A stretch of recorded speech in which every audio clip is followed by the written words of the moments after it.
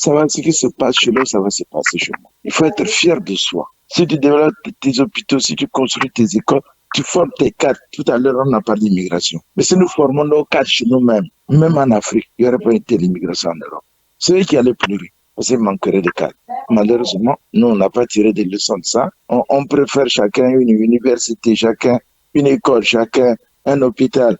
Mais on ne réfléchit même pas sur quel genre d'école on doit construire. C'est dont on a besoin aujourd'hui. Quelles sont les écoles, quelles sont les formations dont nous avons besoin. On ne tire pas des leçons du passé. C'est ça ce qui est dramatique.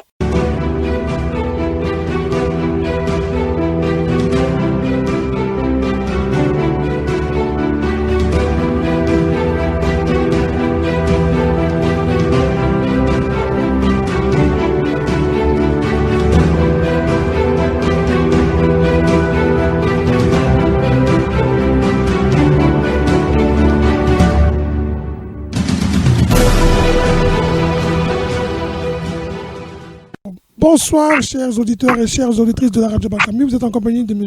Caius Ebelebe, animateur et fondateur de la Radio Bakambi. Vous avez l'autre côté de micro, du réseau social qui nous unit, qui est WhatsApp, les 4 animateurs et les 3 animateurs et une animatrice présents, tous là, fidèles à leur poste pour commenter l'actualité pour vous qui nous écoutez. Si c'est le matin, bonjour. Si c'est dans la journée, nous vous disons toujours bonjour. Et si c'est le soir, bonsoir, monsieur et mesdames. Pour commenter l'actualité, nous allons commencer par monsieur Grégoire Gaïno. Monsieur Gaïno, bonsoir. Bonsoir, monsieur Bélébé. Bonsoir, les amis débatteurs. Bonsoir, les auditeurs et bienvenue sur la Radio Bakambi. Merci beaucoup. À vos côtés, nous aurons monsieur Gabriel Ndian. Monsieur Ndian, bonsoir. Bonsoir, monsieur Caius Ebelebe, notre animateur préféré. Bonjour à mes co-débatteurs. Bonjour aux auditeurs et auditrices de la grande et historique Radio Bakambi. Merci beaucoup. Et de l'autre côté, vous avez monsieur Sosten Miambalat. Monsieur Miambalat, bonsoir. Ou bonjour. Et bonsoir. Bonsoir, mes chers co-débatteurs. Bonsoir à nos auditrices et auditeurs. Bonsoir. Un bonsoir particulier à la reine Opou Eugénie. Merci. Et bien sur la radio Bakambi ce 7 février 2025. Merci beaucoup. Merci. Nous remercions beaucoup, monsieur Miambalat. Vous avez introduit Madame Opou. Madame Opou, la reine. Madame Opou, vous êtes toujours fidèle. Merci beaucoup pour votre fidélité. Madame Opou, bonsoir. Bonsoir, c'est la reine Opou, la seule et l'unique. Bonsoir à tous, qui nous écoutez. Bonsoir à tous mes frères. Je suis toujours très bien quand je suis parmi nous, parce qu'on débat très bien. C'est une belle équipe. J'admire énormément. C'est pour cela que je serai toujours disponible tant que je pourrai. Bonsoir à tous. Merci beaucoup. On remercie beaucoup à vous tous qui faites tout pour être toujours présents. Nous allons parler de l'actualité africaine beaucoup plus et on va commencer par cette actualité qui fait rire un peu mais qui en même temps révèle un peu les failles de ceux qui, quand ils sont au pouvoir, ils sont tout puissants, mais une fois qu'ils sont partis du pouvoir, tous les amis disparaissent. Je ne sais pas si vous avez suivi, c'est l'affaire Compaoré, du petit frère de Compaoré, qui lui est parti en Côte d'Ivoire voir son frère qui était malade, lui aussi président, désormais immigré, de l'autre côté de la frontière, c'est-à-dire au Burkina Faso, ou alors exilé, ça dépend. Mais il est parti s'installer, M. Blaise Compaoré vit désormais en Côte d'Ivoire, et son petit frère, qui a appris que son frère avait des petits soucis de santé, est allé le voir. Patatras, au moment où il décide de revenir en France, là où il était résident, on lui fait savoir que son visa a expiré, et donc il ne peut plus rentrer. Il a fait 2 appels, ces 2 appels ont été rejetés. Est-ce que, pour les dirigeants africains, parce qu'on a entendu M. Bourgi dire que M. Omar Bongo a commencé à regretter les services qu'il avait faits quand il était au pouvoir. Mobutu a été ingratement payé, il est décédé au Maroc, abandonné par ses amis occidentaux. La plupart des dirigeants africains regrettent, on a entendu le président du Tchad à la fin dire que s'il est revenu et s'il est resté, c'est parce qu'on l'a imposé, la France lui a imposé de rester, de modifier la Constitution. Tous ses amis puissants occidentaux finissent un jour par lâcher ceux qui sont au pouvoir. L'histoire du petit frère de Compaoré, qu'est-ce qu'elle vous inspire, vous tous, Madame Mopou, qu'est-ce qu'elle inspire? Ben dis donc, de toutes les façons, pour nous les Français, nous savons, la France n'a pas d'amis, la France n'a que des intérêts. Tant que vous avez encore, vous défendez les intérêts français, ma foi, nous sommes là, autour de vous, il n'y a pas de problème. Mais il faut savoir que une fois que la France voit que, ma foi, vous n'êtes plus utile à rien, quand elle vous abandonne, vraiment c'est comme si vous étiez Voilà quoi, rien du tout. Tu as cité les exemples, mais tu as oublié de citer Bokassa. Tu as vu comment Bokassa a terminé? Il faut qu'on tire des leçons. Mais De Gaulle l'a bien dit, c'est très clair. La France n'a pas d'amis. C'est tout. C'est pour cela qu'une fois qu'on est là, alors le petit frère de Compaoré, mon Dieu, déjà Compaoré lui-même, on n'a pas accepté qu'il vienne se faire soigner ici. Sinon, il serait ici. Hein? Oui, il sera en France. Et le petit frère, qu'est-ce que vous voulez qu'ils en fassent? Hein? On doit comprendre ça. On n'a rien compris. Malgré tous ces exemples, on n'a rien compris. Ma foi. Peut-être que comme moi aussi, je serai à la tête de l'État, je ferai pareil, parce que la critique est toujours aisée. Mais quand même, ça me mettrait quand même la puce à l'oreille pour comprendre les agissements des autres. Voilà. Pour bien travailler dans son pays et ne pas vouloir immigrer à l'étranger. Comme dit M. Gaïno, ne pas laisser la misère et fuir la misère. Eh bien, ma foi. D'accord. Merci beaucoup. Monsieur Miambalad, les présidents africains, quels que soient, qu'ils soient du nord, du centre, de là ou de peu importe où ils sont, ceux qui arrivent après ceux qui étaient avant eux, parce que comme on dit toujours, l'histoire c'est le récit du passé, est-ce qu'ils ne tirent pas des leçons de, comme on dit, il n'y a pas d'amis en politique, il n'y a que des intérêts. L'histoire du frère Compaoré, elle fait pleurer personne, beaucoup de gens rient, beaucoup souhaitent ça à d'autres qui sont encore au pouvoir. La toute puissance, vous savez, moi j'ai entendu quelqu'un me dire, quand vous réclamez vos droits, on m'a dit non, c'est parce que tu as faim, tu n'as pas d'argent, tu souffres là où tu es en Europe, c'est pour ça que tu veux qu'on te paye tes droits, alors que j'ai des droits, on doit me payer les droits, j'ai travaillé pour. Mais apparemment, ne pas payer, ne pas faire, parce qu'on est miséreux, et comme quand on est miséreux, on n'a pas le droit de réclamer des droits. Est-ce que ces gens qui sont au pouvoir, qui sont trop puissants, ne se disent pas que la roue finit par tourner un jour et les amis d'hier peuvent devenir des ennemis de demain? Mais bien évidemment, Madame Mopou a pris quelques exemples, notamment sur Bokassa, mais j'ajouterais même Omar Bongo qui est mort en Espagne, Mobutu qui est mort au Maroc et bien d'autres. Donc la France a toujours fait ça.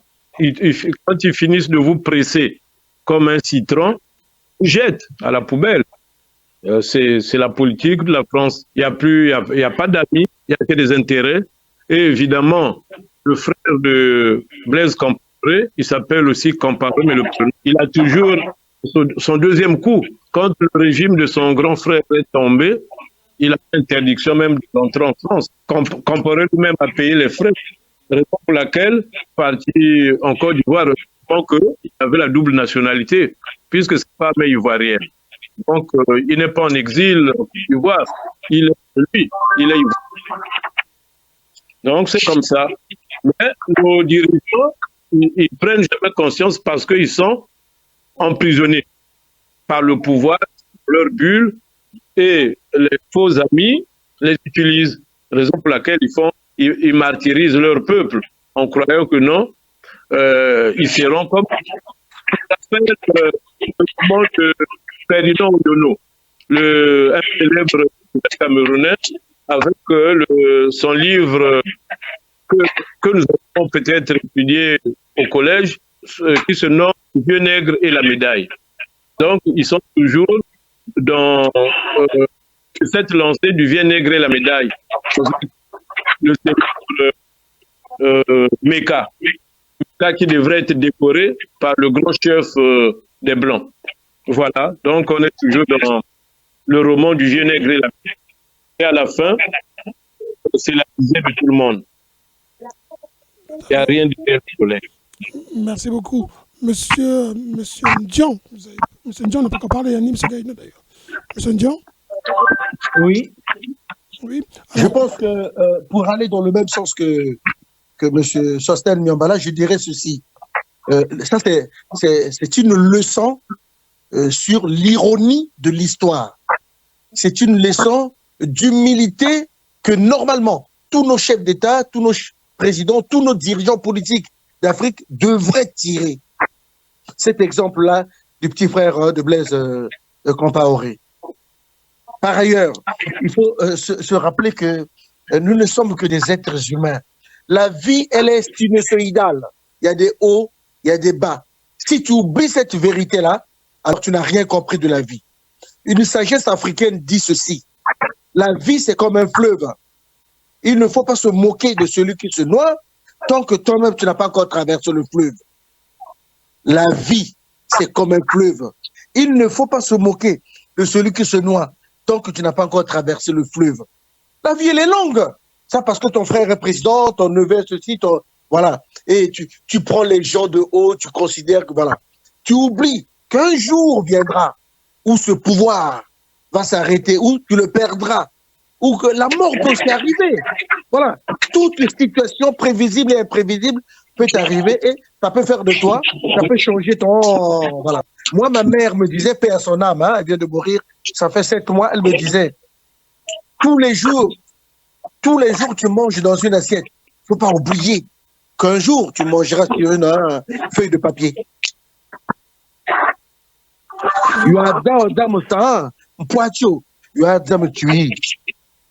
Donc, il ne faut pas oublier ça. Donc, par ailleurs, pour terminer, je dis seulement ceci. J'espère que ça va donner une leçon d'humilité, une leçon de simplicité, une leçon vraiment d'humilité à tous les êtres humains qui occupent des grands postes de responsabilité pour savoir que lundi, c'est lundi, mais mardi peut aussi arriver. Que aujourd'hui, tu as mangé dans une assiette en or, demain, tu peux manger sur du papier. Merci. Merci. Monsieur Gaïno, vous qui commentez en tant que politologue, les leçons du passé ou du futur tirées des événements passés ne fleurissent pas vraiment hein, au niveau du pouvoir. On a l'impression que la toute-puissance fait perdre les pédales et on oublie souvent. Je rappelle pour M. Miambalade qui cherchait le prénom du frère de Compaoré, il s'appelle Paul François Compaoré, mais on l'appelle François Compaoré. Monsieur Gaïno, est-ce qu'on peut... Oui, allez-y. Je n'ai pas compris la question. Je veux dire que la toute-puissance des gens, quand on est au pouvoir, on oublie, on ne tire pas les leçons des autres qui ont précédé, qui sont dans d'autres pays parfois, pour pouvoir dire que nous aussi, on va essayer d'être... Enfin, moi aussi, j'essaierai de faire moins, d'être plus humble et de faire du bien à mon peuple pour ne pas se battre un papier comme le fait le frère de Blaise Compaoré, qui était tout puissant après son frère au Burkina Faso. Hein. Oui, mais tu sais, quand tu fais du bien au peuple, tu fais aussi du bien à toi-même. Parce que ce que nous ignorons, c'est que la vie évolue lorsqu'on tire des leçons du passé pour bâtir son présent et le futur aussi. Et malheureusement, on a l'impression que chez nous, nos responsables politiques ne savent pas tirer des leçons du passé. D'ailleurs, c'est là, dans tous les cas. Parce que, regardez, depuis les indépendances, on aurait dû analyser, tirer des leçons. Vous voyez là le rapport que M. Macron vient d'avoir de ce qui s'est passé au Cameroun à l'époque du général de Gaulle. C'est maintenant qu'on le sait, alors qu'on ne le savait pas. Donc, on doit d'abord connaître notre passé pour pouvoir évoluer. Lorsqu'on ignore son passé, on ne sait pas comment évoluer. Mais nous avions des responsables politiques qui ne peuvent pas savoir que ce qu'on fait à l'autre, on le fera de moi. Lorsque je prends l'argent, M. Miambala l'a dit, on prend le Carbongo et de tous ces chefs d'État qui viennent donner l'argent à un chef d'État d'un pays développé tout simplement pour être soutenu au pouvoir. Mais le monsieur vous dit merci, mais quand vous tournez le dos, ils se moquent de vous. Ces gens-là se moquent de vous. Et quand vous êtes malade, vous servez leurs intérêts. Les autres l'ont déjà dit, je ne vais pas les reprendre. Ben, on est content de vous recevoir puisqu'on sait que vous allez enrichir l'hôpital. Vous venez ici, vous savez, l'hôpital américain. Demandez à n'importe qui, lorsque vous venez d'Afrique, vous payez plus cher que lorsque vous êtes un malade français hospitalisé à l'hôpital américain. Donc, vous dépensez autant d'argent pour alimenter l'hôpital extérieur, alors que vous pouvez, avec cet argent-là, vous pouvez équiper sérieusement vos hôpitaux et soigner plusieurs malades, même quitte à faire venir les médecins occidentaux, parce qu'un seul médecin va vous soigner plusieurs malades. Alors quand vous avez cet argent, vous allez payer ce médecin-là. Alors quand vous envoyez un malade ici, vous allez payer beaucoup plus cher. Moi, je ne tire pas des leçons. Bon, que dire? Mais je crois que ça aussi, c'est bien fait pour eux, parce que ils devraient même tirer des leçons de ce qui s'est passé avec Kadhafi. Comment Sarkozy est allé arracher un mandat à l'ONU parce qu'il n'en voulait plus, parce qu'il était compris pour le tuer. On a vu que au Mali et ce qui s'est passé un peu partout au Burkina Faso, vous avez vu comment la France a joué le coup. Et maintenant, ce qui se passe au Tchad, là, On va tendre la main parce que c'est le Tchad. Bon, heureusement aussi qu'ils viennent quand même de subir un revers avec la décision prise par ce jeune-là en fermant le camp militaire français. Oui, donc, c'est des choses comme ça, il faut tirer des leçons. Ça va, ce qui se passe chez nous, ça va se passer chez moi. Il faut être fier de soi. Si tu développes tes hôpitaux, si tu construis tes écoles, tu formes tes cadres. Tout à l'heure, on a parlé d'immigration. Mais si nous formons nos cadres chez nous-mêmes, même en Afrique, il n'y aurait pas été l'immigration en Europe. C'est eux qui allaient pleurer, parce qu'il manquerait de cadres. Malheureusement, nous, on n'a pas tiré des leçons de ça. On préfère chacun une université, chacun une école, chacun un hôpital. Mais on ne réfléchit même pas sur quel genre d'école on doit construire. Ce dont on a besoin aujourd'hui. Quelles sont les écoles, quelles sont les formations dont nous avons besoin. On ne tire pas les leçons du passé. C'est ça ce qui est dramatique. Voilà. Merci beaucoup. Moi, j'aimerais compléter en une minute, M. Gaïno, oui. avec votre permission, M. Caius Ebelebe. C'est-à-dire que l'ironie de cette histoire-là, je pense que Radio Bakambi peut être force de proposition en donnant le conseil à tout le monde, hein, tous les grands patrons, tous les grands chefs, juste non seulement sur cet exemple de François Compaoré, frère du président Blaise Compaoré, sur le cas de Mobutu. Madame Opou nous a rappelé la célèbre phrase de Charles de Gaulle, que la France n'a pas d'amis, la France n'a que des intérêts. C'est valable pour tous les pays du monde entier. Hein. Il n'y a aucun pays qui a des amis. Non, nous sommes dirigés, ils sont dirigés par les intérêts. La preuve, c'est l'exemple de Mobutu. Le feu président Mobutu, paix à son âme, bien sûr. À l'époque, avant sa mort, s'il vous plaît, M. Caius Ebelebe, il était classé 5e président africain le plus riche du monde. Avec il avait une fortune évaluée à l'époque, hein, à 20, toute sa fortune était en Suisse, dans les comptes numérotés, 22 milliards de francs suisses. Mais dès qu'il a fermé les yeux, dès qu'il est mort, toute sa famille qui avait des appartements là-bas, qui avait des maisons là-bas, n'était plus la bienvenue. Tous ses enfants sont allés réclamer l'argent de leur papa. L'argent de leur papa. On les a tous bottés en touche. Ils n'ont retiré C'était surtout l'argent du Zaïre. Hein. Comment? C'était surtout l'argent du Zaïre, hein, pas de leur papa. Oui, bien sûr, bien sûr. Ça, ben on le sait. Mais les présidents, lorsqu'ils sont vivants, on croit que c'est leur argent.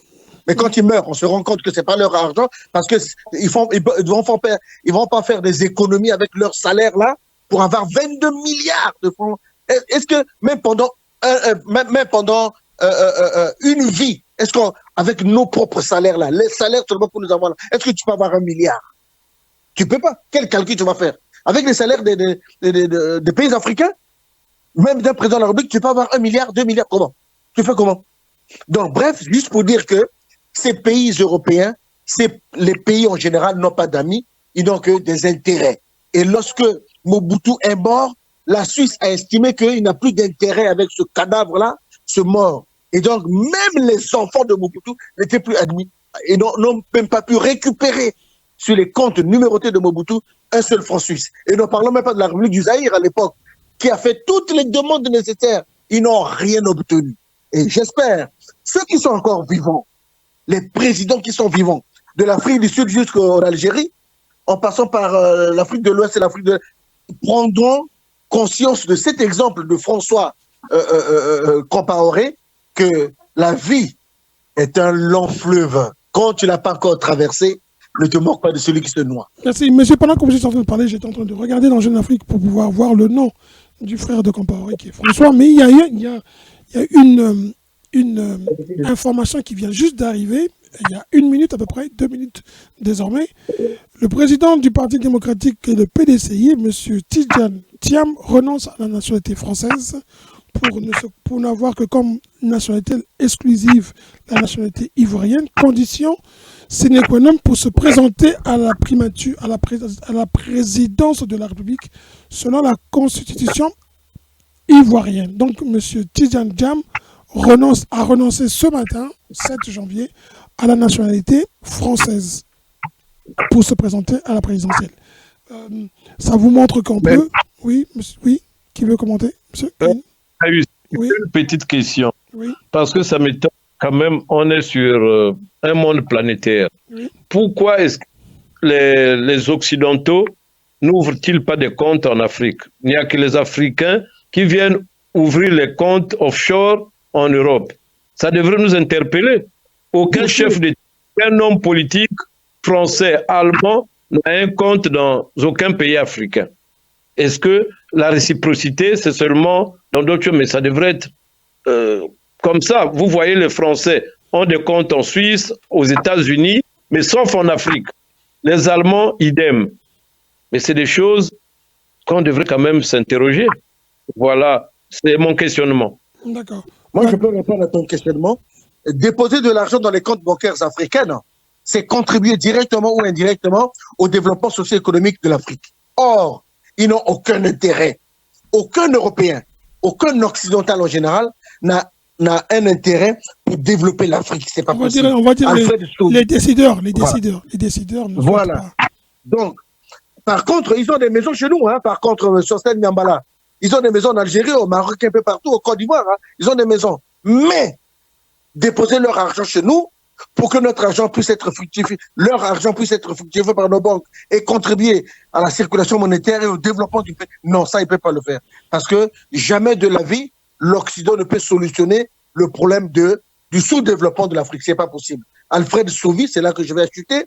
Alfred Sauvy disait le capitalisme ne peut pas enfanter son propre contraire et célébrer gaillamment ses propres funérailles. Merci. Merci beaucoup. Alors, comme je le dis, Tidjane Diagne renonce à la nationalité ivoirienne pour être candidat. Ça nous fait une belle transition pour dire que M. Gaïno, pour vous taquiner, hein, les Africains aussi savent reconnaître le bien de leur pays, hein, comme Tidjane Diagne. Zaïre, Congo-Kinshasa, RDC, demain, samedi, ils devraient se retrouver tous en Tanzanie. Mais les gens pensent que M. Kagame, c'est un filou et qu'il ne va pas se présenter, mais du moins s'il se présente, il n'y aura pas grand-chose à en tirer. Je ne sais pas si vous avez vu la vidéo que j'ai mis dans le groupe, que j'ai vu dans notre groupe. On entend, mais on ne voit pas l'image. Le ministre, semble-t-il, alors je ne sais pas si c'est vraiment lui, semble-t-il, je vais mettre ça en conditionnel, le ministre de la Défense de la RDC, qui refuse de signer un communiqué final dans lequel on balaye d'un coup, les crimes et tout ce qui se passe en Goma, mais on traite plus de la question moins sécuritaire, moins importante. On met en valeur ce qui du tout n'est pas du goût de la RDC. Et donc ce document, ce communiqué final que nous n'avons pas, nous ne savons pas de quoi il s'agit, ne sera pas signé. Mais demain, ils doivent se présenter. Alors, avant d'arriver, je vous résume un peu ce qui s'est passé dans la semaine. Je ne sais pas si vous l'avez vu, mais moi je l'ai vu en anglais sous CNN. Le président Kagame a été interviewé par CNN. On lui a posé deux questions qui sont à mes yeux très capitales. On lui a posé la question de savoir si lui se positionnait comme la Russie et que désormais, qui était la raison, dit-on, de Poutine d'envahir l'Ukraine, parce que les russophones qui habitaient du côté de l'Ukraine étaient malmenés par les Ukrainiens. Donc la Russie a trouvé nécessaire d'aller les protéger. On sait que de fond, c'est pas ça. Hein. On sait que la Russie est partie parce que l'OTAN voulait positionner des armements à la frontière russe qu'ils n'ont pas accepté.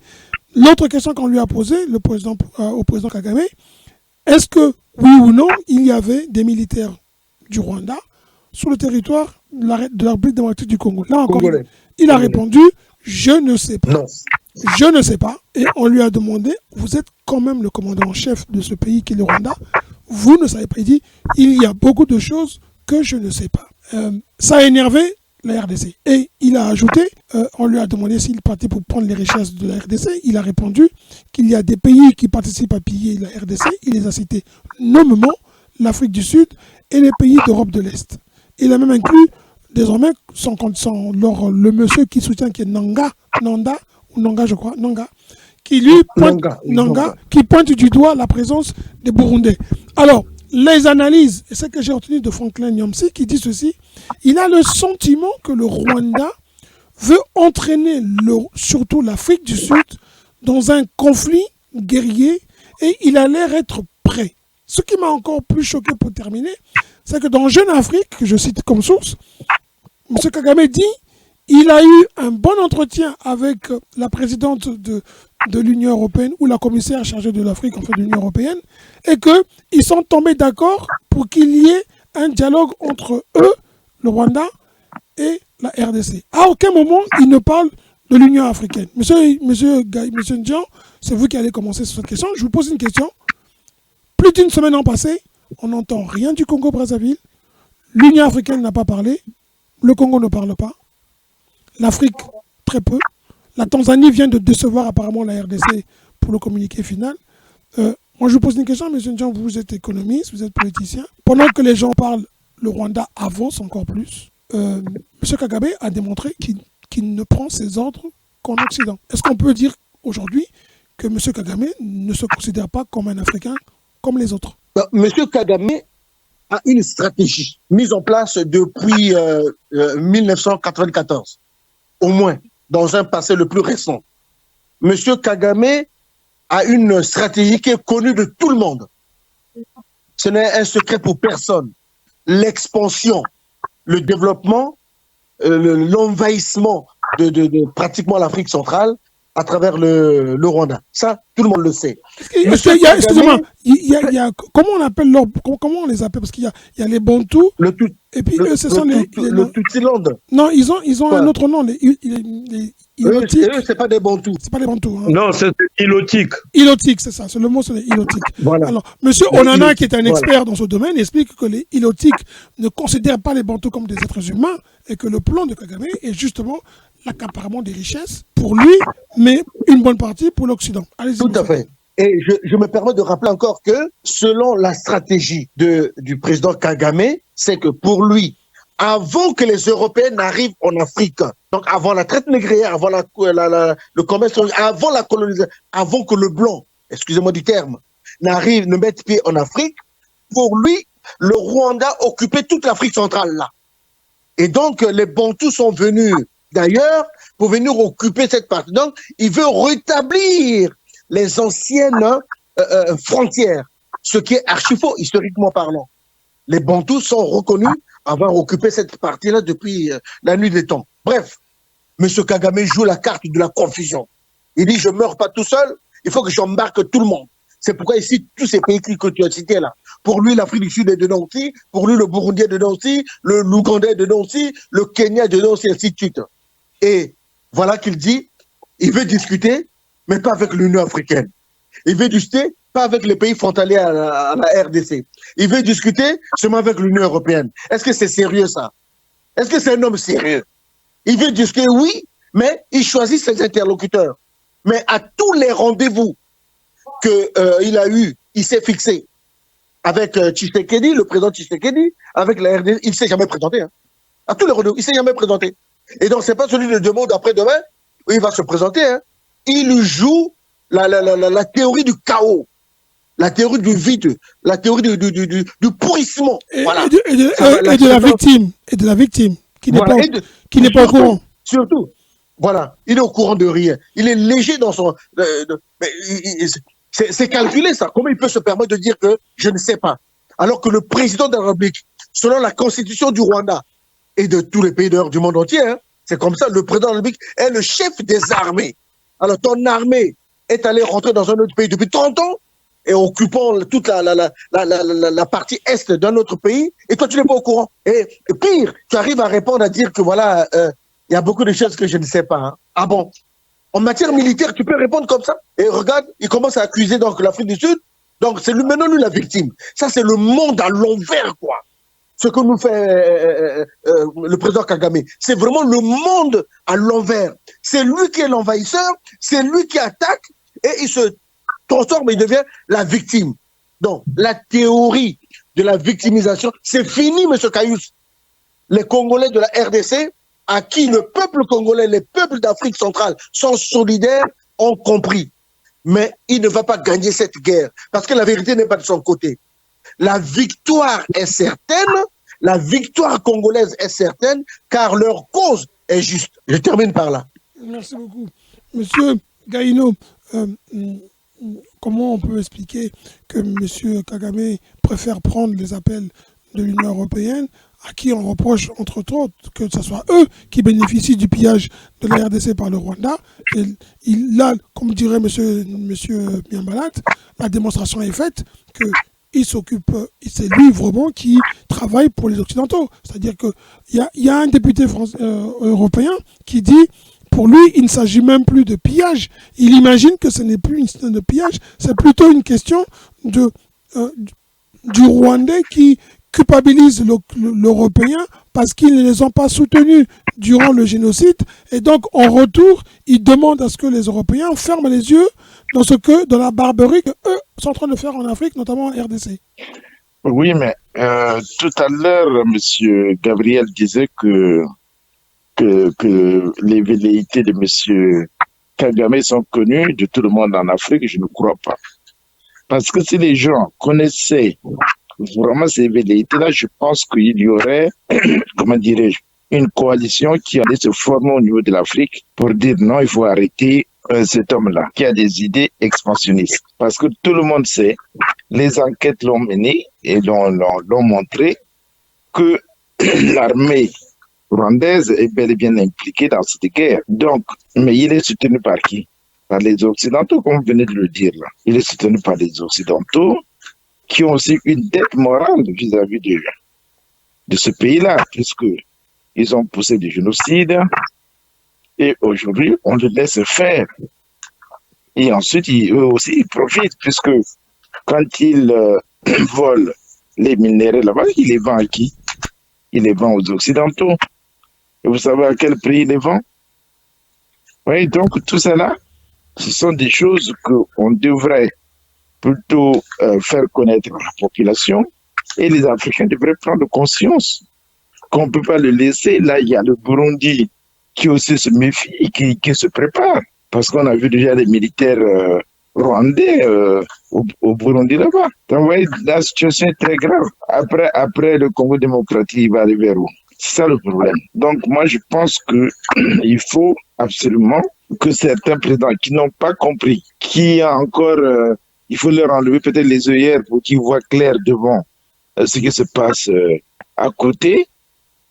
Je crois qu'il faut, ceux qui s'approchent de ces gens-là doivent attirer au moins leur attention, leur retirer les œillères là pour dire si il a commencé là, il arrivera ici. Monsieur Kadhafi et Monsieur Kagame a envie tout simplement d'occuper un grand espace, d'être le grand, je ne sais pas moi, Hitler qui a gagné peut-être des terres ou qui va, je ne sais pas là où il veut aller. Personne ne le sait. Il faut l'arrêter maintenant. Personne ne sait. Les Burundais aujourd'hui, ils ont peur. Tout le monde a peur. Oui, ils ne se présentent pas. Mais pendant ce temps, vous avez le ministre des Affaires français qui va au Congo démocratique, qui va le Rwanda, mais après, on a entendu quoi par la suite? Rien du tout. Aucune mesure n'est prise. Donc c'est une situation qui, à mon avis, est très dangereuse pour cette partie de l'Afrique et en même temps de l'Afrique centrale. Parce que le Congo démocratique, la dernière fois nous en avions parlé, s'il y a la guerre au Congo démocratique, le Congo en subit les conséquences. Donc, vous voyez, c'est vraiment très dangereux. Je ne sais pas quoi dire de plus. Mais c'est bien connu. À suivre. Madame Opou, vous qui, après monsieur Mimanette, vous qui êtes la femme et qui représentez les femmes, c'est très dur pour les mamans d'avoir des enfants qui vont se battre au front. On reproche au régime de Kinshasa de ne pas donner les moyens à ces enfants qui vont se battre, qui donnent leur vie pour défendre ce qu'ils peuvent défendre aujourd'hui. Puis vous avez de l'autre côté celui qui incarnait il n'y a pas très longtemps le président de la CENI, donc des élections, qui lui fait une conférence de presse, M. Nanga, et qui explique tranquillement qu'il est venu parce qu'il y a un chaos et que lui veut rétablir l'ordre et qu'il a commencé à rétablir l'ordre. Je tiens à préciser que quand on lit les articles de sa conférence de presse, il a convoqué des gens et les journalistes ou les personnes qui représentaient des médias qui ne se présentaient pas étaient menacés de représailles. Donc beaucoup sont partis malgré eux assister à cette conférence. On a en face quelqu'un de la RDC qui est avec l'ennemi qui est présenté comme le Rwanda. Il est avec eux, il combat les gens de son pays parce qu'il veut le pouvoir. Et encore une fois, c'est toujours, comme on dit, un Africain qui trahit des Africains parce que l'ambition de l'homme dépasse beaucoup plus les intérêts nationaux. Et le Rwanda, dont sa soif de conquérir une bonne partie des territoires, donc ça veut dire qu'il jalouse les richesses des autres pays, il appuie ces gens-là. Est-ce qu'on n'a pas ce problème-là de dire que le leadership africain pose problème, pas seulement africain, mais de certains pays, pose problème et que l'ambition des hommes est telle que l'intérêt national passe au second plan? Mais tu l'as dit, hein, les hommes que vous êtes avec votre ego surdimensionné. On ne sait pas ce que vous cherchez, au fait. Des rivalités, ma foi, comme tout à l'heure, le frère Gabriel Ndion a cité la sagesse. La sagesse, Téké, pour le dire, dit autant d'hommes, autant de personnes, autant de problèmes. Il y aura toujours des problèmes. Il y aura toujours des dissensions. Mais là n'est pas le problème. Hein. Au fait, Nanga, on peut dire que c'est bon. Hein? Il a aussi ses ambitions, comme tous les hommes. Mais Kagame est préparé. Attendez, nous les Bantous, il faut qu'on fasse très attention. J'avais dit la dernière fois, nous sommes bêtes. Et je le répète, ne dormons pas. Ne dormons pas. Nous dormons trop, nous faisons trop de rivalité comme fait Nangala. Il blague avec le pays Nanga. Il est en train de blaguer avec son pays. Je ne sais pas si les Congolais, hein. Kagame sait bien ce qu'il fait parce qu'ils ont un plan avec les Occidentaux. Mais regardons Kagame, son petit pays de 28 000 km² ou 28 000 m², 26 000 m². C'est lui qui va chercher les immigrés en Angleterre pour les emmener chez lui. Alors qu'il pense qu'il n'a pas assez d'espace. Donc, il trouve l'espace pour mettre les immigrés qu'il va chercher d'ailleurs. Et puis, il vient attaquer la RDC pour prendre la place en RDC. Il veut faire comme Israël avec Gaza. Ce sont les Occidentaux qui le poussent à faire ça parce que comme ils ont pris des terres en Afrique du Sud, ils pensent qu'aujourd'hui, au XXIe siècle, ils viennent encore prendre les terres chez nous en RDC, en Afrique centrale. Ouvrons les yeux, les Bantous. Ouvrons les yeux, c'est quoi ça? Les nilotiques, les je sais pas quoi là, des noms bidons comme ça. Nous, on a envie de dire les Toutiland ou quoi, on n'en a pas besoin. Mais regardez comment ils viennent petit à petit. Au Congo-Brazzaville, ils sont nombreux. En RDC, ils sont nombreux. Mais demain même, nous-mêmes au Congo-Brazzaville, on aura des guerres civiles hein, avec ces gens-là. On ne sait même pas tenir une machette. À Kintele, j'ai suivi à Kintele. Vous savez, là je donne un exemple de chez nous. À Kintele, il y a une partie là où on a logé les Rwandais Hutus. Les Rwandais Hutus ont fait de cette partie comme leur petit village. Les Hutus en question peuvent sortir avec des Congolaises. Un Congolais ne peut pas sortir avec leurs femmes. Vous les hommes, vous, arrêtez, vous les hommes, arrêtez, vous êtes en train de nous mettre dans des problèmes. Regardez, c'est grave ce qui est en train de se passer. Alors là encore, c'est les Hutus qu'on dit les Bantous. Et là, quand on va mettre les Tutsis, qu'est-ce que ça sera? Nous sommes en train de mettre notre population en danger tous les jours. Arrêtons ça. Arrêtons. Et aujourd'hui, tout à l'heure, on a parlé d'immigration. Nos enfants sont ici. Hein? Demain matin, ce pays-là dit, bon, je ne veux plus des Noirs pour qu'on parle des Noirs. Qu'ils rentrent chez eux. Hein? On a trouvé les Rwandais. Mais réfléchissons quand même. Hein? Cessons de dormir, on a assez dormi. C'est des Kagame, il sait bien ce qu'il fait, ce monsieur. Regardez quand il parle. Moi, j'ai regardé quand il parle. Un menteur quand il parle. Et puis, il sous-estime même les journalistes qui sont là. Il leur donne même pas du poids. Hein? Quand on lui pose la question, il ne sait rien de ce qui se passe en RDC. C'est la RDC qui est en train de l'envahir. Donc, lui, il ne fait que se défendre. Attendez. Et en plus, un malade mental. Ça fait beaucoup. Bon, on sait qu'il a des problèmes parce que en tant que leader, son leadership est désormais mis à nu. On sait que ce qu'il nous disait avant, le leadership qui servirait d'exemple de développer l'Afrique était un faux discours et qu'aujourd'hui, tristement, il deviendra moins célèbre qu'il aurait pu l'être. Moi, je vais vous garder, Madame Mopou, parce que vous avez commencé sur ce que font les hommes et ce que c'est que les hommes. Je sais que vous n'aimez pas trop le football, mais vous devez suivre le football avec votre mari. On va la transition sur le Congo, parce qu'on n'a pas la RDC.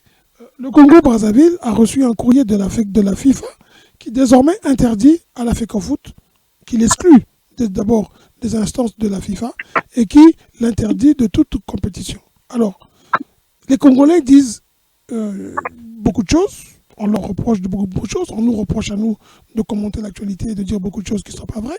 Mais je parlais avec un compatriote aujourd'hui, il m'a dit, si on arrive à ce niveau-là, que la FECOFOOT soit exclue, c'est qu'on a atteint un point culminant de l'échec à tous les niveaux. comment on en arrive là? Comment la FECOFOOT peut en arriver là? Et il faut que la FIFA écrive pour dire c'est terminé. Est-ce qu'il y a quelque chose qui nous permet de dire, je ne sais pas qu'est-ce qu'on peut dire. Qu'est-ce que vous pouvez dire? Parce que moi, je ne comprends pas comment on exclut le Congo de la FIFA.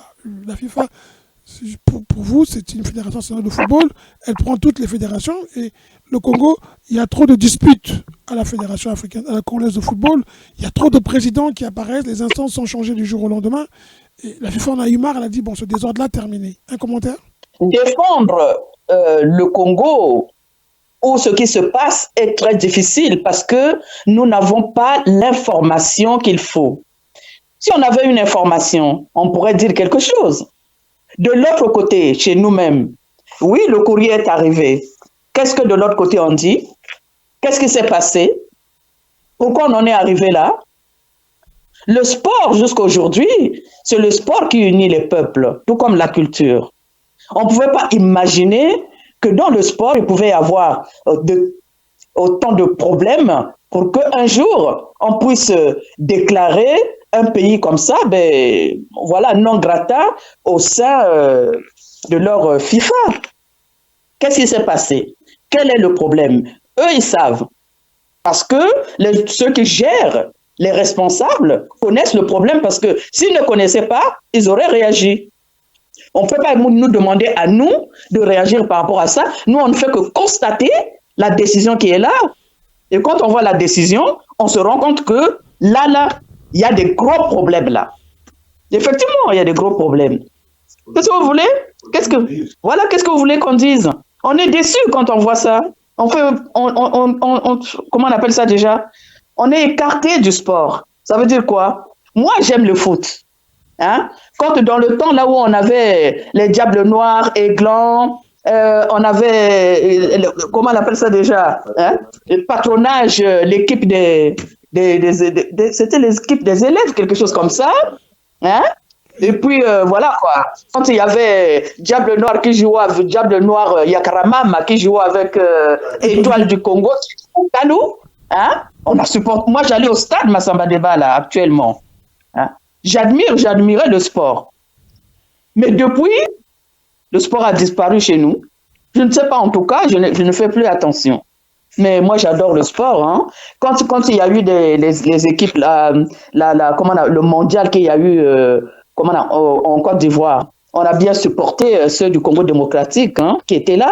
On avait bien du bonheur à les regarder. La CAN, pas le mondial. Ah, la CAN, oui. Merci beaucoup, très cher frère. Hein?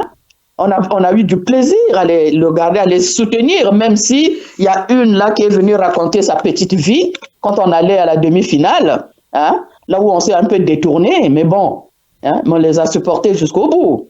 Hein. Le sport unit. Et puis la FIFA ne peut pas prendre une décision comme ça à la légère. Donc ils connaissent les problèmes. Et j'ai envie de dire tant mieux.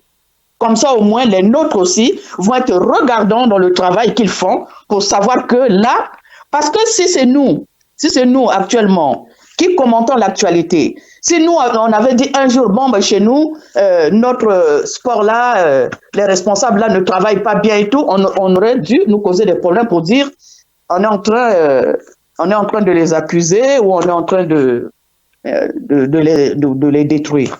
Hein? Mais là, c'est la FIFA qui fait sortir au grand jour que chez vous, il y a des problèmes.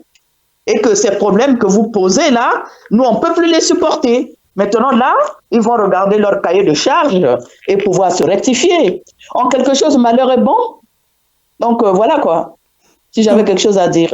Merci. Mais je me suis rendu compte, monsieur Membalade, excusez-moi, je me rends compte que je ne vous ai pas posé la question sur le Zaïre, hein, la RDC. Si je ne me trompe pas, vous n'avez pas intervenu, hein, monsieur Membalade.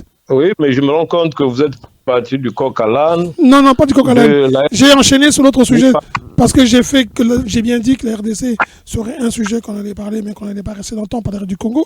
Vu le temps qui nous est imparti, comme on dit, je ne vous ai pas posé la question sur la RDC. Vous qui suivez l'actualité, je vous pose les deux questions en même temps. La RDC, la question peut être posée différemment. C'est à qui profitent réellement les matières premières que prend le Rwanda? Et surtout, Kagame apparaît désormais comme, non pas l'acteur majeur, mais comme celui qui trahit l'Afrique. Et est-ce que ce sont plutôt les multinationales occidentales qui profitent seulement, mais le Rwanda aussi tire parti. Parce que quand on lui pose aussi cette question-là, le journaliste de CNN lui pose la question, vous n'avez pas de coltan chez vous, mais vous apparaissez comme un pays désormais producteur du coltan, dont on sait que vous prenez ce coltan en RDC. Sa réponse a été non. Il dit aux journalistes, je peux vous emmener dans le Rwanda et vous vérifierez de vous-même qu'il y a plusieurs industries du coltan. Est-ce qu'on peut le croire sérieusement? Mais vous savez bien que Paul Kagame, je ne l'appellerai même pas le président. Les gens pensent qu'il était illuminé, mais non. Kagame, c'est un mythomane. Parce que déjà, lui veut réécrire l'histoire en voulant dire que les Nilotiques étaient avant dans la zone de l'Afrique centrale, alors que nous savons depuis des siècles et des siècles que nous sommes les peuples de l'Afrique centrale, vu même notre taille, parce que nous vivons dans les forêts, ils vivent un peu dans les zones montagneuses. Et nos tailles sont dues à cette forêt parce que c'est plus facile de faufiler avec nos tailles dans la forêt que eux qui sont grands, minces et filés. Et même avoir dans les deux pays, le Rwanda et le Burundi, ils sont même pas 10 millions, les Tutsis. Bon, tous sont majoritaires au Rwanda et au Burundi. Raison pour laquelle, en ce moment, ils ont des conflits même Burundi-Rwanda. Ils veulent ramener des Hutus au Rwanda également. Mais là, Dandaye, quand il est parti, il a laissé encore un Tutsi. Démocratiquement, il ne peut pas prendre le pouvoir dans les deux pays parce qu'ils sont minoritaires. Mais cela étant, le crime profite à Kagame et aux Occidentaux qui sont ses alliés. Mais pourquoi ils l'ont fait? Il faudrait aussi revenir à la crise de la RDC part depuis les accords secrets depuis Kabila, quand on a chassé Mobutu. Les accords, c'était pour prendre le pouvoir, c'était pour chasser Mobutu. Ils ont fait du chantage à Kabila pour dire, vous devrez nous faire une rétrocession des terres, vous devrez nous donner la partie du Nord Kivu, les villes comme les Ituri, les Nyangongo, ce sont des villes qu'ils ont déjà même récupérées. Ils arrivaient, ils tuaient un chef du village congolais, ils remplaçaient par un chef Hutu. Et Tutsi, pardon, ainsi de suite. Et voilà que jusque-là, au moment où la guerre et les mercenaires roumains ont lâché prise, parce qu'ils étaient aussi en complicité avec Kagame. D'aucuns ont été dans la Légion étrangère. Leur chef, un certain, comment ils appellent, Achiou Potra. Le chef là était dans la Légion française. Donc c'est un grand complot. Mais comme la RDC ne fabrique pas les armes, je pense que la sortie des crises, pour moi, pour éviter que la RDC sombre, c'est accepter le pacte de paix proposé par les prélats, par l'Église catholique au président Tshisekedi. Il n'y a pas longtemps, il vient de faire une proposition, mais beaucoup ne veulent pas de cette proposition. Mais à un moment, la guerre ne résout pas les problèmes. Il faut faire la paix. Mais ce qui est mieux, c'est que c'est un pacte qui exclut Kagame dans la danse, qui exclut aussi les Occidentaux, parce que s'il faut associer Kagame, ben, ça ne marchera pas. Même demain, c'est demain qu'ils seront en Tanzanie, oui, avec les chefs d'État là de la EAC et la SADC. Mais là-bas, il n'y aura pas la solution, puisque en majorité, tous ces pays-là soutiennent Kagame, parce que dans tous ces pays-là, il y a les Nilotiques.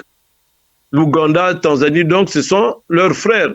Mais la RDC est allée dans cette alliance-là en étant tout seul. Il n'y a que le Burundi qui essaie de soutenir la RDC, parce que le Burundi est dirigé par les Hutus. Mais ça ne suffit pas.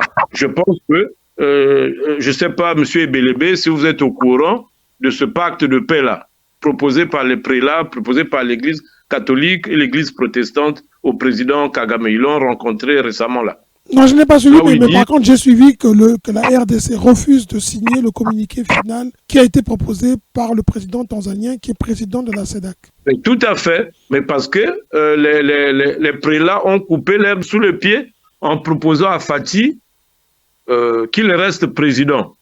jusqu'à la fin de son mandat et il ne va plus se représenter. Mais entre-temps, en contrepartie, il faudrait dissoudre toutes les instances et créer un conseil national de réforme composé de 800 membres et il y aura une répartition au niveau politique et la société civile. Fayoulou, avec le Lamouka, ensemble, l'Union sacrée, et puis Katumbi avec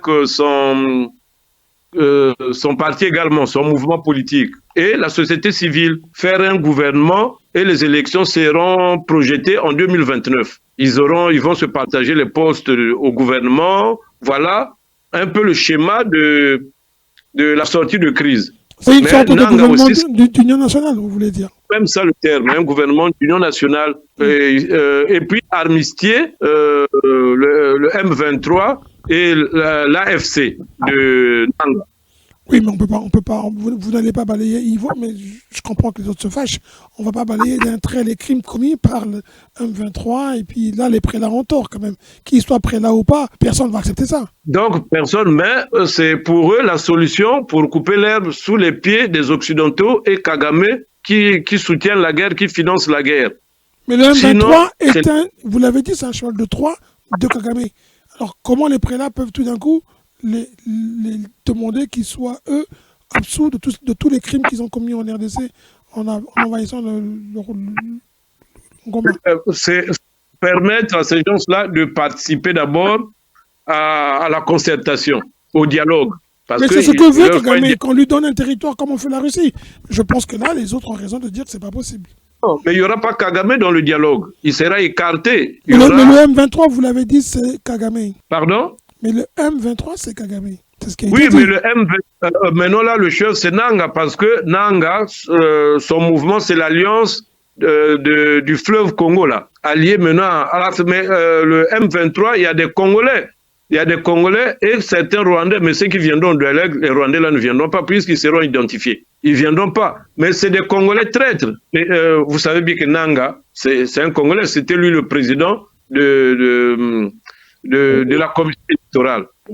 Donc, c'est des choses, c'est une stratégie pour permettre d'isoler les autres. En tout cas, je partage en partie cette position que de faire éternellement la guerre. Vous voyez, en ce moment, officiellement, il y a eu déjà plus de 3000 morts à Goma et ses environs. Oui, mais les gens disent... c'est pas pour autant qu'on va signer un pacte avec les autres.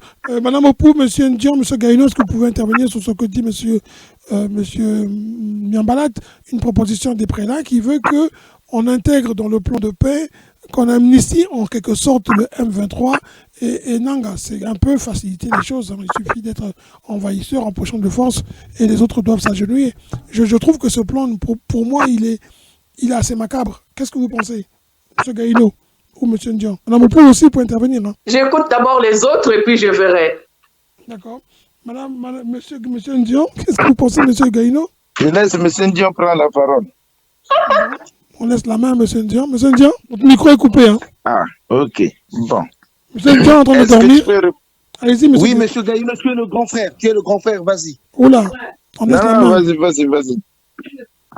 Je te donne la primauté. Non, vas-y, Gabriel, parce que j'étais un peu ailleurs, là. D'accord. Il fait tard. Alors, M. Kayus Ebelebe, tu peux reprendre ta question, s'il te plaît? Je dis que M. Miambalad, il est parti, va revenir, j'espère. Il nous disait qu'il y a une proposition de plan de paix au Congo-Kinshasa. Avec ce plan-là, dans ce plan-là, les prélats proposaient qu'on intègre, qu'on crée une sorte de gouvernement d'union nationale où toutes les forces en présence seraient intégrées, parmi lesquelles le M23, avec Nanga et son alliance du fleuve, eux qui ont commis des crimes et des atrocités, seraient aussi amnistiés en quelque sorte pour qu'il y ait une paix, mais on écarterait de fait M. Kagame parce que d'après lui, le M23 est aussi fait de Congolais et qu'il n'y a pas de Rwandais dans ce mouvement. Ben, c'est faux. Parce que comment il peut dire qu'il n'y a pas de Rwandais là-bas? Cette équation est très difficile à tenir, c'est-à-dire s'asseoir autour d'une table, discuter, qu'il y ait d'un côté les Ougandais, de l'autre côté les Rwandais, de l'autre côté les Congolais, et l'armée officielle rwandaise et l'armée officielle, les FARC de la RDC, moi je pense que la solution ne viendra pas de là. La solution ne viendra pas de là.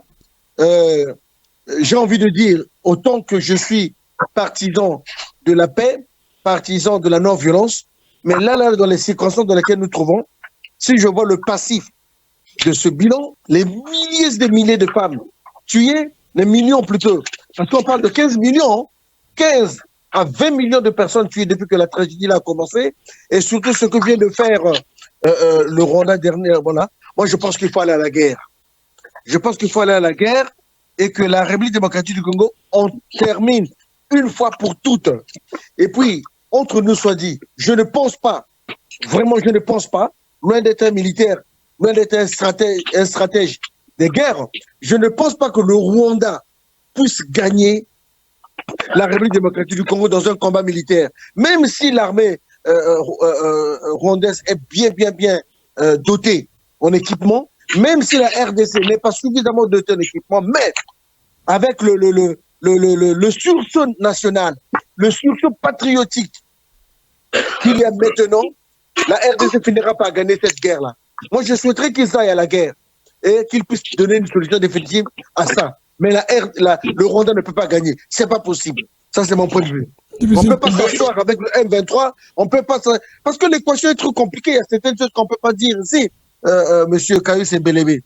Vous savez, le contrat qui a été signé entre le Rwanda, Kagame, représenté par Kagame, et la RDC, déjà à l'époque de Kabila père, c'était un contrat qui n'était pas bien pour la RDC, puisque ce contrat-là donnait toute la partie Est. Moi, tu vas m'aider à chasser Mobutu du pouvoir, et en contrepartie, tu me donnes tel territoire. Donc, tout ce qui est Ituri, tout ce qui est Kivu, tout ce qui est Goma, toute la partie Est, là, tu me la donnes. Et le contrat était signé comme ça. Mais seulement, une fois qu'on a chassé Mobutu du pouvoir, eh bien, il y a eu un sursaut patriotique de la part de Kabila père. Il s'est dit non, je peux pas, à la rigueur, je vous donne et de l'argent. Et il y avait deux parties. La partie territoriale, donner une partie du territoire de la RDC, ça ne fera rien, vous avez un grand pays, tout et tout. Et la deuxième partie, c'était donner des postes de responsabilité à ces Rwandais-là qui l'ont aidé à conquérir le pouvoir, à chasser Mobutu du pouvoir. Bon, il leur a donné la deuxième partie, mais pas la première. La deuxième partie, au sens qu'il leur a donné des grands postes de responsabilité, beaucoup d'argent aussi, mais arrivé sur le territoire, il a refusé. C'est la raison pour laquelle il a été tué et remplacé par son soi-disant fils. Celui qui a continué à appliquer également ce contrat-là. Mais il n'a pas non plus réussi. Il est resté autour d'une vingtaine d'années, comme nous le savons tous, et il n'a pas réussi. Félix Tshisekedi est arrivé au pouvoir. Félix Tshisekedi arrive au pouvoir. Il ne peut pas appliquer ce contrat. C'est compliqué. Quel est cet homme-là qui va accepter de vendre une partie du territoire de son pays à son ennemi? C'est pas possible. On peut te donner de l'argent parce que tu nous as aidés à avoir une petite paix, une paix fragile, mais on peut pas te donner un pays, on peut pas te donner un territoire entier. Et quelle partie? La partie la plus riche. Ah non, pas du tout. Donc, on ne peut pas s'asseoir, Tshisekedi, le président, il ne peut pas s'asseoir avec M23, ne peut pas s'asseoir avec les Rwandais, ne peut pas s'asseoir avec les Ougandais, ne peut pas s'asseoir avec pour discuter. Non, pas du tout. Qu'il aille à la guerre. Il a déclaré la guerre. Vous nous avez provoqué, le monde entier est au courant. Eh bien, faisons la guerre et chassons-les une fois pour toutes. Parce que tous les débats, toutes les discussions, toutes les tables rondes qu'ils feront, Kagame va s'absenter. Conclusion, monsieur le président. Quand il va s'absenter, la situation restera pourrie comme ça. Voilà. En conclusion, moi, de même que je suis partisan de la non-violence, mais on l'espère, en l'occurrence, je veux que le président Tshisekedi arme bien, dote bien son armée nationale et qu'on aille à la guerre pour trouver une solution définitive à cette invasion rwandaise. C'est tout. Merci. Monsieur Gaïno. Oui, je suis pas pour cette idée parce que la guerre, on connaît déjà les conséquences, on a vu ce qui est arrivé et je crois qu'il faut plutôt tout faire pour aller vers les négociations.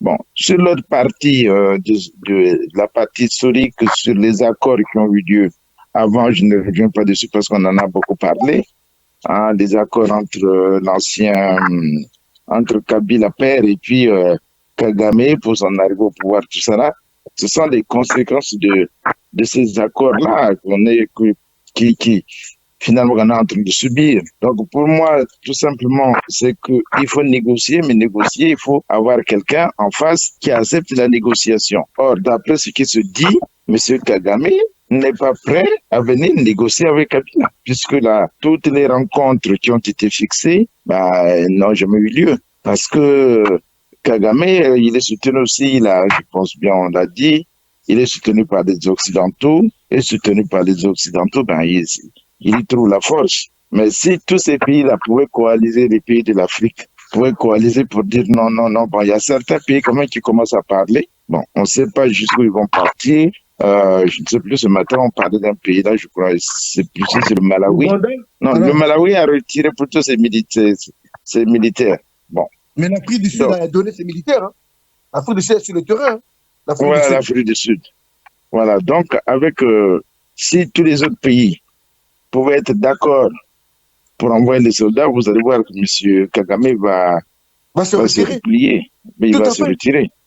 Voilà, mais le problème c'est que bon, pour la logique de guerre. Voilà, l'Union africaine aujourd'hui ne dit rien, ne prend pas une position claire pour dire à Kagame, lui donner par exemple un ultimatum. Pourquoi ne pas lui dire que voilà, nous on te demande de retirer tes militaires dans un délai peut-être d'une semaine ou de 2 semaines, arriver au cessez-le-feu. Mais là, bon, c'est pas ce qu'on est en train de vivre. C'est vraiment, c'est inquiétant. Mais il faut savoir, la population est en train de souffrir là-bas. Moi, je crois qu'il faut vraiment qu'ils arrivent à trouver une solution. Merci. Moi, j'ai sauté du coq à l'âne, comme a dit monsieur Miamala, parce que le temps fait qu'on va conclure sur une question que j'ai posée à Mme Opou. Elle a répondu. De l'autre côté du fleuve, il se passe des événements. Non, je voudrais dire un mot sur ça. Moi, ce que je voulais dire, c'est dire tout simplement que pour négocier, il faut être en position de force. Le président Tshisekedi ne peut pas négocier tant qu'il n'est pas en position de force. Sinon, on va lui imposer des choses. Comme on l'a dit tout à l'heure, il y a eu quand même des massacres. Et puis on nous parle de mettre... Est-ce que tous les massacres que Nanga est en train de faire, c'est juste pour avoir un poste au ministère? Ça aura résolu le problème? Mais il faut mettre en déroute toutes ces armées-là. Tant qu'il n'y aura pas là, le calme, tant que le calme ne sera pas revenu, tant que la paix ne sera pas revenue, il faut aller signer quoi? Qu'ils disent qu'ils vont chasser toutes ces armées de Kagame, les M23, les je ne sais pas quoi. On les chasse d'abord, on met le pays en sécurité. En ce moment-là, on se met à table. Même pendant la Deuxième Guerre, quand les gens se sont mis à table, c'est parce que les Russes avaient mis en débandade l'armée d'Hitler. Sinon, Hitler ne serait pas venu se mettre à table là. Pour négocier, il faut être en position de force. Et là, le président Tshisekedi doit trouver des moyens, doit trouver les forces, doit armer cette armée-là, bien armée, parce que les Congolais sont décidés à chasser l'envahisseur. Une fois que l'envahisseur est hors d'état de nuire, on se met à table. Hitler n'a jamais négocié pendant la Deuxième Guerre mondiale. Oui, mais puisqu'il s'était suicidé, bon, les autres étaient là. Lui, il s'est suicidé. Il ne pouvait pas être là, c'est tout à fait normal. Bon, que celui-là se suicide aussi. Hein? La logique est claire. La logique de Mme Opou est claire. C'est-à-dire, on chasse d'abord, on booste dehors l'ennemi, après on discute. Parce que sinon, si on va là-bas, Tshisekedi sera en position de faiblesse. C'est pas possible. Nanga qui dirige le M23 là, va l'engueuler là, va lui parler, parce que militairement, il est bien armé, le gars. Donc, c'est pourquoi je suis d'accord pour la logique de guerre. On sécurise le pays, on va en guerre, ça ne fait rien. On va pas perdre, c'est pas possible. Parce que la cause est juste, donc la victoire est certaine. On va gagner. Et après, on va s'asseoir pour discuter. Bon, le Rwanda, qu'est-ce que tu veux? Dis-nous un peu un petit Rwanda comme ça, vis-à-vis d'un éléphant, comme la RDC, qu'est-ce que tu veux? Oh, c'est ça. M. Mambiat, vous voulez intervenir? M. Miamala, vous vouliez intervenir? Ben oui, j'avais un problème de batterie, ça s'est éteint brusquement. D'accord. Vous vouliez... Donc je ne me suis pas rendu. Oui, oui, mais pour compléter peut-être ce que les autres ont dit, Tshisekedi est obligé de réorganiser son armée. Parce que récemment, il avait mis sur la table une enveloppe de 2 milliards pour l'armée. Les officiers supérieurs. 2 milliards de dollars, c'est insuffisant pendant cette période. Les soldats n'ont même pas aperçu les 80 € promis. Les généraux, les traites généraux ont bouffé cet argent-là. Vous savez que Kamitatou, qui est du côté du parti de M. Katumbi, a dit qu'on ne peut pas payer des gens 100 $ pour aller mourir. Ça ne se fait pas, ça. Pendant que les gens gagnent, pendant que les députés gagnent 21 000 $, lui, il paye 100 $, c'est militaire. C'est cruel ce qui se passe. 100 $ là n'arrivait pas. Les généraux ont tout pris. Mais raison pour laquelle certains... C'est dérisoire, c'est 100 $. C'est condamnable, c'est scandaleux, 100 $. Ils ont fui. Alors, mais comment aller en guerre dans ces conditions-là? Mais il faut chercher les forces ailleurs, M. Miambala. Il faut chercher les forces ailleurs. Une partie de l'Afrique est derrière Félix. L'Afrique du Sud est derrière Félix. Il peut solliciter aussi les pays environnants. Comme ça, on va booster le Rwanda. Quand le Rwanda va constater qu'il y a 2, 3, 4, 5 pays derrière la RDC, mais ils vont fuir.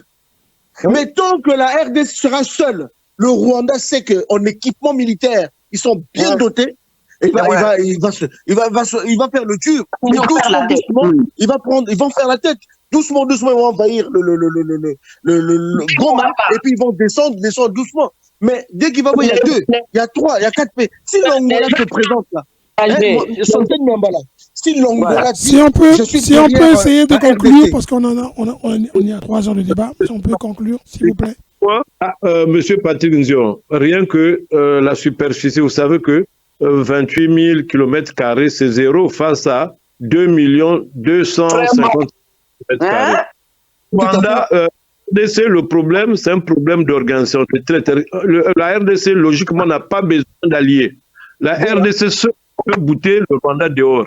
Mais le problème, c'est des unions. Ils ne sont pas unis. Regardez, Katumbi est à l'extérieur, Kabila à l'extérieur, Fayoulou, avec Tshisekedi, ils ne s'entendent pas. Pourtant, ils priaient dans la même église. Katumbi ne vient même Fayoulou ne vient même plus à l'église. Les capitaux, tous, ils sont divisés parce qu'ils ont un problème d'ego. Mais la chose en RDC, c'est l'unité. S'ils sont unis, en un jour, ils peuvent arriver à Kigali. Mais le problème, il n'y a pas d'unité. Il y a trop de traite au sein de même l'armée congolaise. Leur problème, ce n'est pas le manque d'hommes, mais ils sont 120 millions d'habitants. S'ils mettent même 5 millions d'habitants, bien armés, organisés, ils peuvent. Mais le problème, c'est l'unité. Les hommes politiques ne sont pas. Fayoulou se pavane avec le passeport zambien. Plutôt... Monsieur Miambala, il faut qu'on puisse conclure. Moi, j'essaie de comprendre. Ce que vous dites, je comprends très bien. Mais je vous pose une question. En quoi le fait que Katumbi soit dehors, Fayoulou, et vous avez cité trois dignitaires, ça ne permet pas à M. Tshisekedi d'être capable d'être chef d'État.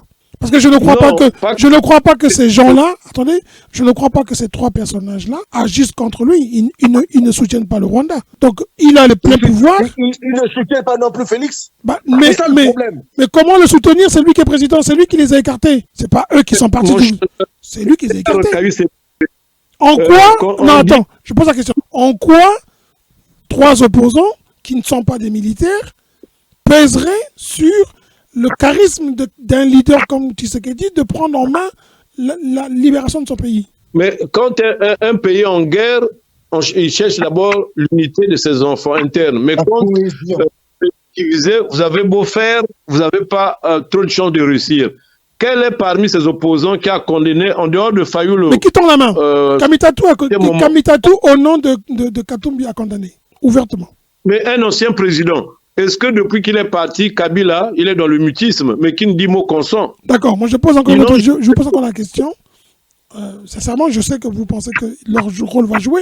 Est-ce que M. Tshisekedi leur a tendu la main, leur a demandé de venir? Parce que quand on a vu les cérémonies de prestation de serment des présidents en Occident, on vient de voir ceux de M. Trump, c'est lui qui invite les anciens présidents. Est-ce que pour vous, Tshisekedi a invité ses opposants pour qu'ils se présentent? Justement, il ne l'a pas fait. C'est donc vrai. Comment? C'est justement. Pourquoi le reprocher? C'est justement le problème que M. Sostel Miambala soulève. Il n'y a pas union. Ils sont tous derrière leurs égaux. Ils sont en confrontation permanente. La preuve, il a fait sa prestation de serment là. Il n'a pas appelé les autres. Ok, on peut le comprendre. Mais seulement ces autres-là, ils ont des gens derrière eux. Ils ont intégré l'armée. Si M. Katumbi est menacé de prison, ce qui est le cas en plus, il est menacé d'être arrêté. Comment voulez-vous qu'il se livre alors qu'il ne se reproche rien? C'est à Tshisekedi, encore une fois, de tendre la main. Je ne sais pas. Monsieur Gaïno, est-ce que ce n'est pas au président en place de tendre la main? Effectivement politique. C'est une faute politique. Il doit mettre son ego à côté, prendre de la hauteur politique pour dire que voilà, en situation de crise, en situation exceptionnelle, mesure exceptionnelle. Venez les amis, nous étions des adversaires hier, mais là nous sommes en guerre. Il faut soutenir. L'intérêt national est primordial. Venez les amis, on va s'asseoir autour d'une table, discutons. Donnez des condamnés pour que tous les gars qui sont derrière vous puissent être avec moi et ensemble nous allons booster l'ennemi dehors. Et après on va continuer nos rivalités, si rivalité il y a. Je pense que ça sera ça le mot de la fin. L'unité ne peut être faite que si l'exemple vient du haut. Alors, je vous donne, s'il vous plaît. Oui, monsieur Gaïno, monsieur Sosten, on va conclure. S'il vous plaît, il faut conclure. Il faut conclure. Oui. Un officier supérieur qui communique avec le Rwanda, celui qui voulait avaler la carte SIM. Mais est-ce que tu n'as pas ta place dans l'armée? Tu mérites une pendaison. La cour martiale. Donc, mais c'est pas un collaborateur des opposants. C'est pas la faute des opposants. C'est l'armée. Oh, monsieur, le débat est très long. Encore une fois, il y a beaucoup de choses qu'il faut dire, qu'on n'a pas dit. On a parlé de la FECOFOOT. Si vous pouvez pas, on va reparler, madame Opou, je vous parlais tout à l'heure de ce dossier, enfin de ça. Vous avez intervenu, on trouvera un moyen. On va conclure, s'il vous plaît, si vous pouvez conclure chacun 1 minute sur le cas très vite. La FECOFOOT est à l'image de ses dirigeants. Le ministre des Sports n'a jamais eu aucun résultat. Le foot, c'est au Congo-Brazzaville. Ouais, au Congo-Brazzaville, c'est normal. Le sport est mort depuis. Là, donc, ça a été inhumé. On n'a rien. Il n'y a pas que le foot, mais c'est dans tous les domaines sport. M. Gaïno, M. Ndian. Écoute, qu'est-ce que je peux dire? Tout a déjà été dit. Si le pays tel que notre pays-là, il stagne de partout, il n'y a rien qui a évolué depuis 40 ans. Donc, on subit les conséquences de cette mauvaise gouvernance. Qu'est-ce qu'on peut dire d'autre? Voilà, j'en ai terminé. Il faut être honnête. Historiquement, on prend les 10 dernières années, de reconnaître que la politique sportive au Congo a été victime d'une mauvaise gestion, a été victime d'une mauvaise gouvernance. Et ce n'est que la conséquence logique que nous puissions être suspendus de toute compétition africaine. C'est bien dommage, c'est regrettable que nous en soyons arrivés à là. Mais moi, j'aurais voulu terminer par le cas de la RDC parce qu'il est beaucoup plus urgent et important que celui du Congo. Moi, je dis ceci. Oui, 1 minute. Autant je suis partisan de la paix, mais je me dis, à chaque chose, il y a un temps. Là, pour l'instant, nous devons faire la guerre. Chasser, s'entendre sur le plan national, chasser les Rwandais hors des frontières nationales, et après on va s'asseoir pour discuter avec eux. Voilà. Mais pour le sport, je regrette qu'on en soit arrivé là. Madame Abou, conclusion. Oui, moi aussi, je vais aller vers la sécurité. En quelque chose, malheur est bon. Ce que Kagame est en train de faire, c'est même très bien. Il est en train de nous démontrer, comme je l'ai dit, que nous, les Bantous, on est assis, on ne se rend pas compte qu'on est assis sur des fortunes incommensurables et que tout le monde nous envie et que leur objectif est toujours venir prendre ce qui est à nous. Ils nous ouvrent les yeux. La guerre là, nous ne sommes pas pour la guerre parce que nous ne sommes pas violents. Mais celui qui veut la paix doit préparer la guerre. Nous voulons la paix, mais pour avoir la paix, ma foi, il faut mettre l'ennemi dehors. Il faut travailler dans ce sens-là. Et comme ça aussi, on va protéger toutes les frontières de l'Afrique centrale. Et que nous savons quel est notre ennemi. Voilà si j'avais quelque chose à dire. En tout cas, pour le reste, nous les Bantous, nous on est les meilleurs, on n'est pas violents. Mais quand vous nous emmenez la violence, nous répondons la violence par la violence. Et puis après, la paix viendra. J'ai dit. C'est ce que je voulais dire. Quelqu'un d'autre a quelque chose à ajouter? Tout le monde, c'est bon? Terminé, M. Gaïno, terminé. On peut conclure pour aujourd'hui. Je vous remercie beaucoup. Je sais qu'on est parti dans tous les sens, comme a dit monsieur Miambalat, mais c'était nécessaire d'approfondir sur la RDC et de parler évidemment de l'immigration et de Trump, et aussi de comparer et de ce qui se passe en Afrique et des luttes qui peuvent arriver. Nous parlerons la semaine prochaine, évidemment, en profondeur de la SNPC distribution et du manque du gasoil au Congo depuis novembre 2024. Vous verrez pourquoi, vous comprendrez pourquoi le Congo souffre du fait qu'il n'y ait pas d'essence. Et nous parlerons aussi de ce qui se passe au niveau du PCT. Monsieur Ndian, on va vous poser la question. Vous préparez déjà les réponses. Le président Sassou est-il l'homme du 5 février ou du 5 juin? Pourquoi 5 février alors que le 5 juin est passé là? On en parlera avec vous et nous débattrons d'autres sujets d'actualité au moment où l'actualité le permettra. En tout cas, je vous remercie beaucoup pour rester tard, faire 3 heures de débat et faire en sorte que les auditeurs et auditrices puissent nous écouter et nous faire leurs remarques. Nous essayons de faire au mieux, toujours avec eux. Et je rappelle toujours que vous le faites de manière bénévole, ce n'est pas rémunéré. En tout cas, merci Madame Opou, merci Monsieur Gaïno, merci Monsieur Sostan Niambala et Monsieur Dion. Passez un très bon week-end. Merci. Bon week-end à tous. Au revoir. Vous également.